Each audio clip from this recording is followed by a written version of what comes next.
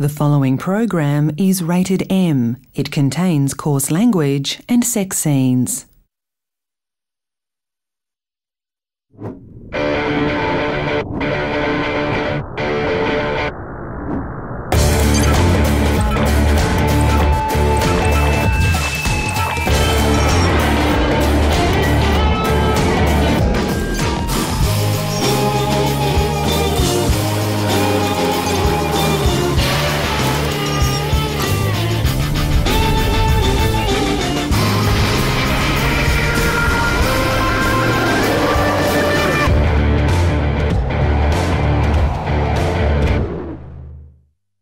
Hi and welcome to Hungry Beast. Tonight we are making a shameless grab for the cash, mining the subject of wealth. From billionaire escape plans to memory champions and the richest person in Australia.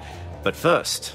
The global financial crisis is still hurting Americans, with banks continuing to foreclose on homes in record numbers. But in February, Philadelphia man Patrick Rogers turned the tables, foreclosing on his bank and becoming something of a national hero. We probably wouldn't have mentioned this story, but Rogers is also a vampire. I told them I wasn't going to renew that policy that they were having me renew. Elsewhere in the world of banking, sperm deposits in Australia are apparently very low, but that may be about to change. Thanks to Chinese company Sanwei, they've created an automatic harvesting machine. It retails for about $2,800 and may encourage more Aussie men to donate regularly. Now, we spend so much of our lives in pursuit of cash, money, the folding stuff. But do we really need it? Marc Fennell finds out. Behold, the humble $1 coin. It's solid, it's shiny, it's also dying.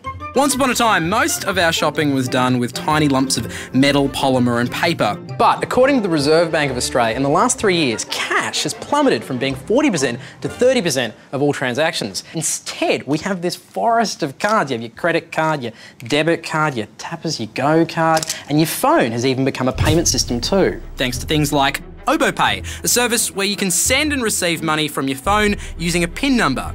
There's also Zong, which may read like a Batman sound effect, but it actually lets you buy stuff with the charge added to your monthly bill. And Square, a plug-in attachment from the co-founder of Twitter, Jack Dorsey, that turns your phone into a credit card reader. And within the next 2 years, a lot of this technology will be standard within your phone. Ultimately, these are just new ways to pay with the dollars and cents we already know. What's more interesting is that we're witnessing the birth of entirely new forms of currency.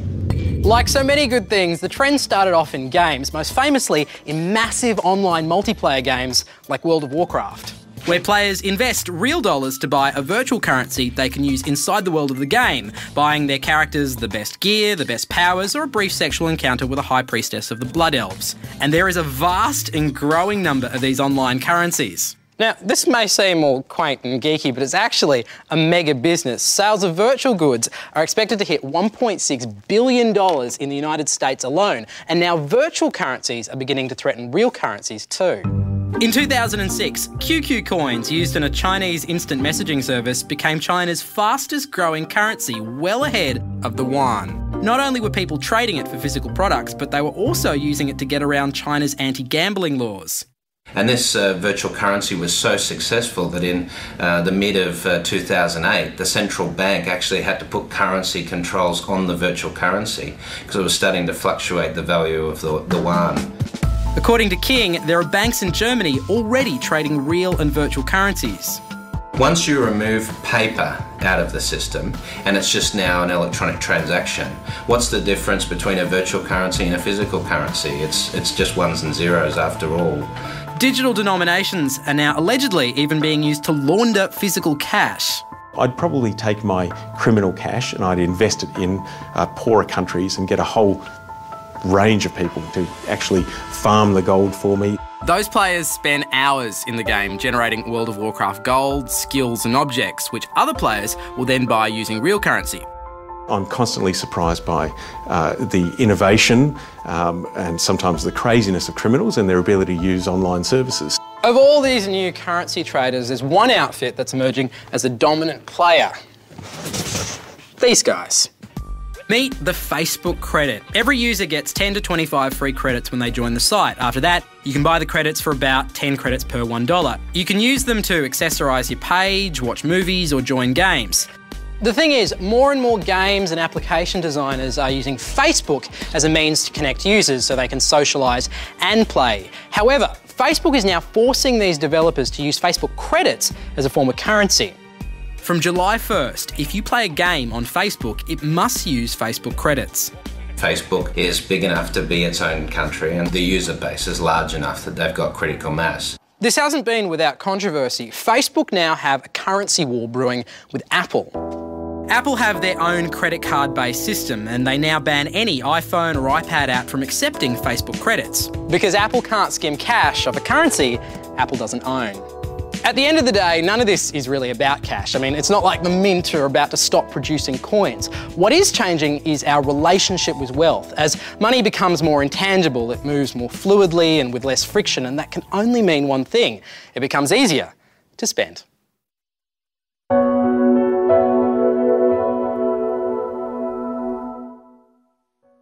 And now for all the news in hip-hop finance, Ross Greenwood.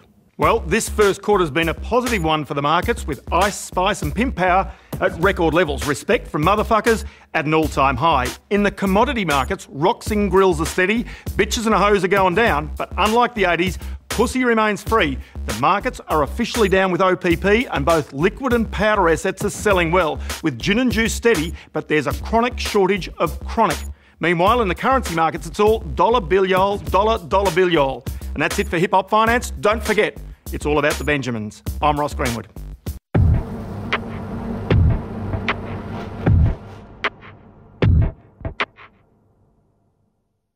Stuff said. Wealth. Prior spaceflight experience is an advantage. A line from the job description for would-be pilots at Virgin Galactic, Richard Branson's new service, which offers suborbital space travel to the general public. Economy class seats start at $200,000. Virgin Korea's website, April 2011. He is richest who is content with the least. For content is the wealth of nature. Socrates, 5th century BC. There is a little bit of the whore in all of us, gentlemen. What is your price? Kerry Packer seduces the Australian Cricket Board in 1976, seeking the right to televise test matches. It's been said there is no wealth like knowledge, no poverty like ignorance. And if that's true, then Tanzil Ali may well be Australia's richest man. Lewis Hobba reports. When people think of memory, they think of repetition and stress. But really what memory is just imagination and visualisation. And if you've got those skills, then you can easily remember anything. My name's Tanzil Ali. I am a memory coach and I help people to improve their memory. What's the most impressive memory feat you've ever done? Most impressive is memorising the Yellow Pages. You memorise the entire Yellow Pages? Yeah, from A to K and L to Z, so 2 big fat books of the Yellow Pages. I came across the Australian Memory Championships. I said to my friend, look, let's enter the competition. We'll probably come last, but who cares? So we entered the competition and we ended up, I came second in Australia, he came third, and I thought, man, did I just do that? And then we entered the world competition the following year. So I ended up 5th in the world as well, and I thought, gee, if I can do this, someone with a pretty average memory, anyone else can do it. So I started teaching people on the basics of memory improvement. How long have you guys been training to be memory champions? Probably about 5-6 weeks. I'm glad she remembered this. Yeah. How many numbers are on each line? There's 40 digits on every line. Cool. Awesome. So I'm going to give you 2 minutes for you to memorise it. There are events where it's a pure marathon. Like for 1 hour, you get to memorise as many numbers as you can, and it's a nightmare because your head just ends up like this, and you have to try and memorise as much as you can. People think that I'm born with it, but you can actually apply the techniques and easily, improve your memory. My memory was terrible. My school organised for me to have organisational sessions because I was always forgetting on where I had to be at what particular times, and I even used to forget to go to them, so my memory was absolutely terrible before I started. Yes.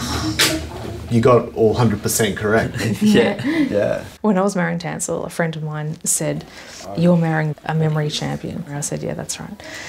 And they said, "You're screwed when it comes to winning an argument." you'll never be able to prove him wrong. And that's not necessarily been the case though. There's events where it's just pure speed, like memorising a deck of randomly shuffled cards in the quickest time possible. I really want to see you do it. All right, let's see what strategy I could use. So there's 52 cards here, and for each card I have an image, 6 of spades. So that for me is a sash, you know, the sash that the Miss Olympiad wears. And then I've got a hose. It's all wet. 10 of hearts is hose. This one is Jason from Friday the 13th. And then what I do is I have 52 locations around my house. So I have Jason tearing down my front gate with his chainsaw or axe or whatever he's got. The more violent and horrific, I'd be able to remember a lot easier. And that's how I go along recalling them. It's all in images, so the more you visualise these associations and linkages, the stronger you'll be able to recall and then put that down. Let's see how you go. All right, so I'll say them out, yep? Yeah, say them out. All right, 3 of spades, 7 of hearts, 6 of clubs. Here's the 6 of clubs. 8 of clubs, 6 of spades, 2 of diamonds, 5 of spades, Queen of hearts. Heart stealer. 4 of hearts, Queen of diamonds, King of clubs, King of hearts, Ace of spades, special ace, 6 of diamonds, 10 of diamonds, 10 of diamonds, 9 of spades, 2 to go, 3 of hearts, and the last one, Ace of clubs. Unbelievable. That is unbelievable. What's the record for that? 20 seconds. I'd say about 21 seconds. Oh my God. We're still surprised that it hasn't been picked up in schools because it's so effective, and what they're currently teaching kids in terms of memory techniques is predominantly repetition, and it's one of the least effective and most boring techniques for kids to pick up new skills and new information. It's just more about learning for me and how I can learn, say, more languages, playing music, and just become a better person through these techniques. So would you say you're happy with where your memory is at the moment? Look, it could always be better. That's all I can say.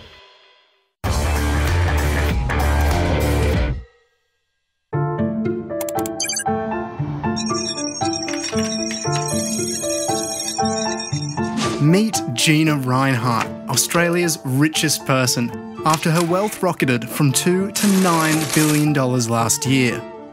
The only child of mining magnate Lang Hancock, Gina grew up on a 24 billion tonne iron ore deposit in WA, ditched uni after a year of economics and joined the family company. At 21, Gina announced a plan to revolutionise open-cut mining by using nuclear explosions. The plan was scrapped, but 20 years later she mused, "It's a pity it didn't happen." Rinehart became famous for her feud with Rose Laxon. Hired to look after her ageing father, the Filipino housekeeper married him. When Gina tried to intervene, her father cruelly rebuked her. "Allow me to remember you as the neat, trim, capable, attractive young lady, rather than the slothful, vindictive and devious baby elephant you have become. I am glad your mother cannot see you now." A few months later, he removed her as a director of Hancock Resources. Lang died in 1992. Rinehart spent 14 years brawling with her stepmother, the remarried Rose Porteous, over the estate. Lang's body was cremated, but with Gina hoping tests would eventually prove Rose killed him, his heart, kidneys and liver were locked up in Perth mortuary, where they remain to this day. The coroner found he died of natural causes. After his death, Rinehart took control of the mining empire and successfully expanded it. She remained publicity shy, bulletproofing her cars and office windows, and retaining former SAS men as bodyguards. In 2010, she went public, a multi-billionaire taking to the streets to protest Labor's proposed mining tax. Australians for Northern Development and Economic Vision, the lobby group she founded, includes climate skeptic Ian Plimer and her corporate strategist John McRobert, who used to advise Pauline Hanson. Rinehart also funded British skeptic Lord Monckton's 2010 tour of Australia. In November, she bought stakes in Channel 10 and Fairfax newspapers.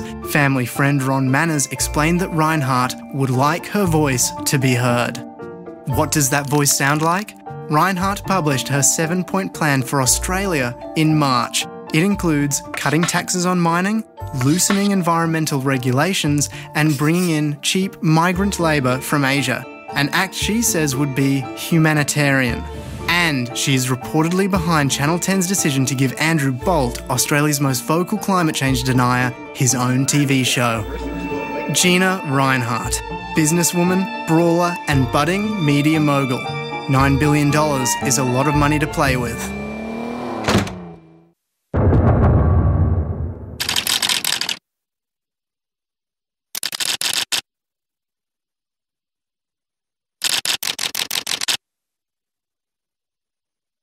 This is Hungry Beast Wealth. Ever wondered what billionaires think about besides how to make more money? Two things: how to keep that money and how to stay alive long enough to enjoy it. Consider this. John Malone, chairman of US company Liberty Media and the largest landowner in the United States, told the Wall Street Journal last year his wife's assets have already been moved to Canada and Australia just in case the economy goes into meltdown. Malone also has a bunker on the Canadian border, so when America does burst into flames, he can escape by snowmobile to the frozen north. Yes, the world's richest people are preparing for the end. Revolution, nuclear warfare, asteroid impact or economic collapse. Cataclysmic for you and I, but a mere speed hump for those with enough cash to pay their way out. In the US, a company known as Vivos is building a massive underground network of blast-proof shelters below the plains of Nebraska. Billed as the ultimate life insurance solution, Vivos offers up to a year of luxury shelter from nuclear warfare, terrorism and that perennial problem, supervolcanoes. And we're going to provide as many amenities and creature comforts as possible that will resemble life as we knew it on the outside. You know, we plan to have little taverns and imbibing areas. Reservation of a shelter starts at $50,000, but the Vivos website also notes you have to satisfy a secret criterion before you can actually purchase. As far as we can tell, that means you have to be super rich or believe the world will end in 2012.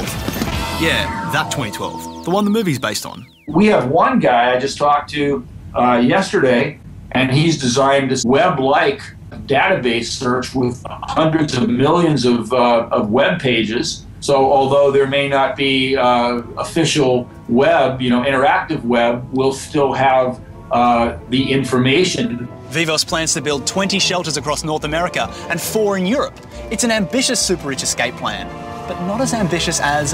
The Freedom Ship, a giant cruise liner designed to circle the globe, avoiding dry land wars, famines and economic shutdowns. A massive 1.5 kilometres long, the Freedom Ship would have hospitals, luxury residences, schools, banks and even an international airport. But the Freedom Ship was never built. Due in part to the $11 billion price tag, but where Freedom Ship sank, Utopia may yet float. Financed by PayPal founder Peter Thiel, Utopia is priced at an achievable $1.1 billion and is a more modest 300 metres long.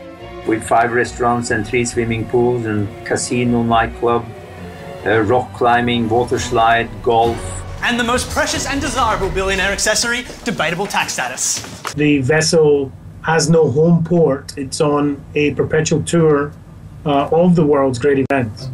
Residents on Captain's new ship, the Utopia, will be truly able to call themselves a world citizen.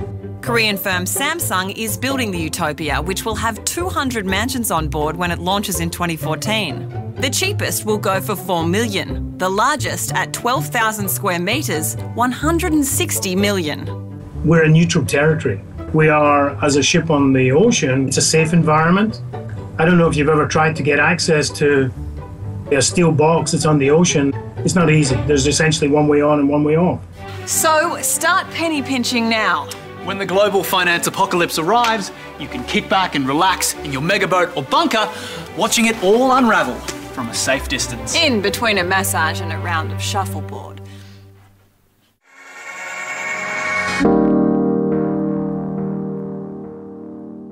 This is Hungry Beast on Wealth. Tonight, Julia Gillard is whining and dining business leaders, trying to convince them of the merits of a carbon tax, which they insist will ruin the economy. That's if it isn't ruined first by regulating pokies. That's what Clubs Australia reckons. Oh man, it's enough to make you think the sky is falling in. This licence to play the pokies the feds are talking about, that's a bit of a worry. You might have seen the gaming industry's ads campaigning against the government's proposed pokies reform. They make some pretty big calls. This licence to punt will send pubs and clubs broke. It is quite simply un-Australian. The damaging impact would reverberate across the whole economy. Un-Australian. It'll ruin us. Is anyone else getting a sense of déjà vu? No way. 1984. The petroleum resource rent tax is proposed. Any introduction of additional taxation runs a substantial risk of shattering industry confidence and drastically delaying exploration activity. The tax went ahead and the industry continued to grow. In 2009, 3 of the world's biggest petroleum companies signed off on Australia's biggest resources deal yet. 1986, the fringe benefits tax ends the tax-exempt business lunch. Restaurateurs hit the streets. If we don't get a positive response before the end of this year, half of us will be out of business. Yeah! There was a brief downturn in trade, but the food industry more than recovered. This year, cafe and restaurant revenue will approach $10 billion. 1984, land rights. Land rights is a symbolic step backwards to the world of paganism, superstition, fear and darkness. There will be no Australian mining industry. After land rights went through, spending on mining exploration continued to increase across the country. Indeed, mining became so profitable that in 2010 the federal government proposed a super profits tax on the industry, leading to this. Weaken mining, you weaken the country. But that's exactly what the government's new super tax is doing. This pressure paid off. A watered-down version of the tax went ahead, and the big 3 mining giants continue to post massive profits. BHP's half-year figure of $10.5 billion announced in February was the biggest in Australian corporate history. So, when the gaming industry says putting limits on pokey bets will damage the economy, well, not mounting a scare campaign would just be un-Australian. Poor country, expensive monument. In 1998, Turkmenistan's president Supamurat Niyazov built the Neutrality Arch, a 100-metre tripod topped with his own 15-metre gold statue that rotated to follow the sun. Niyazov also renamed months of the year after his family, banned beards, ballet and gold teeth, and included questions about his book of poetry on the national driving test. Tajikistan is building the world's tallest flagpole. 165 metres high, the flag alone will be bigger than 2 tennis courts. Azerbaijan has the tallest pole right now, its 350-kilogram flag ripped on its first day. Hopefully Tajikistan's pole will have fewer problems on Erection Day. In 1986, President Reagan bombed Libya, killing over 100 people, including a girl Muammar Gaddafi claimed was his adopted daughter. In response, Gaddafi built this monument, a US plane being crushed by a golden fist, and he's been giving the entire world the golden finger ever since. Poor country, expensive monument.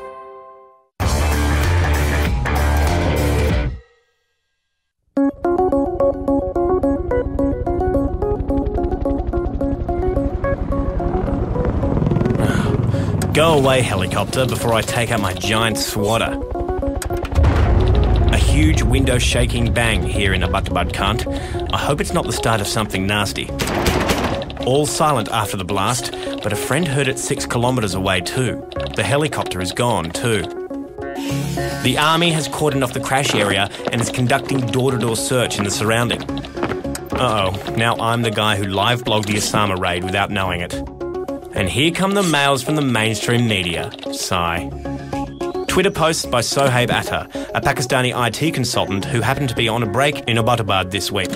Attar posted the live coverage of the raid on what turned out to be Osama bin Laden's mansion. Unaware of its significance at the time, he has gained more than 85,000 extra Twitter followers since the attack.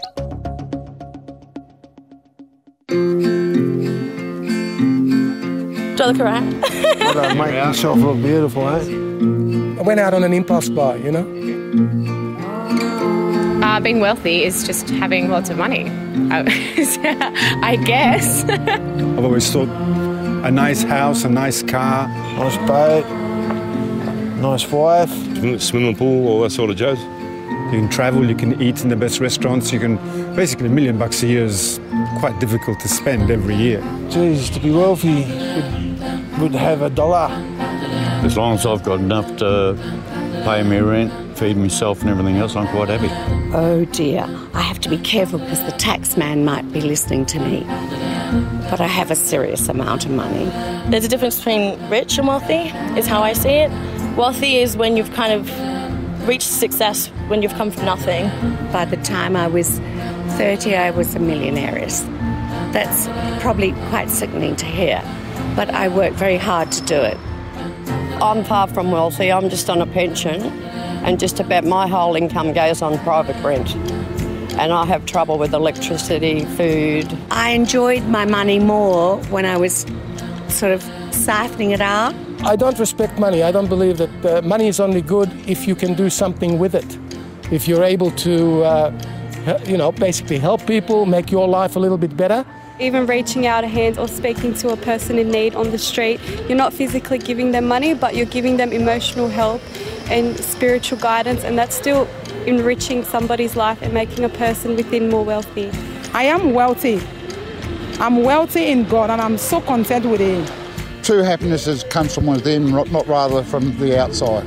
My parents are well off, we are wealthy, but it means nothing if you haven't got family, which, sad to say, I didn't grow up with a lot of family. Wealthy means I've got a beautiful home in England, a beautiful home here in Tamarama, a lovely one in Mallorca, Spain, and I can fly my kids wherever they want to go, and they don't really appreciate it. You know, at the end of the day, if I don't leave like a nice house for my kids, right, they're still going to live, you know. But if I don't leave a nice understanding of faith, you know, and respect and you know, of how to live like a decent human being, they're not going to live.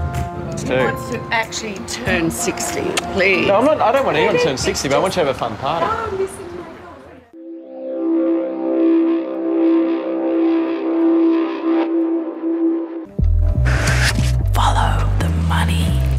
$1,350 billion US dollars. The value of hidden assets held by China's super rich. Almost a third of the Chinese economy is unaccounted for in official statistics. $0 US dollars. The amount of tax ExxonMobil, the world's biggest oil company, paid in 2009, the same year it made $19 billion in profits. $108,009. The average wage in Australia's highest paid industry, mining. It is $20,000 ahead of its nearest rival, the financial and insurance business.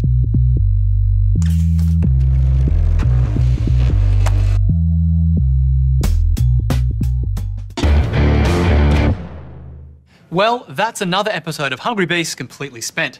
As always, you can keep up with us during the week on the website and via Facebook and Twitter. Next week on Hungry Beast, we plug in and turn on with the Power episode. Until then, good night. The story of rape in prison is one of power, silence and underreporting. Meet Hazelwood, the power station that supplies 25% of Victoria's electricity. It also coughs up 15% of the state's carbon emissions. There is a power over you in this space that you might not necessarily be aware of. See, everything about the design of this building is driving you to spend money.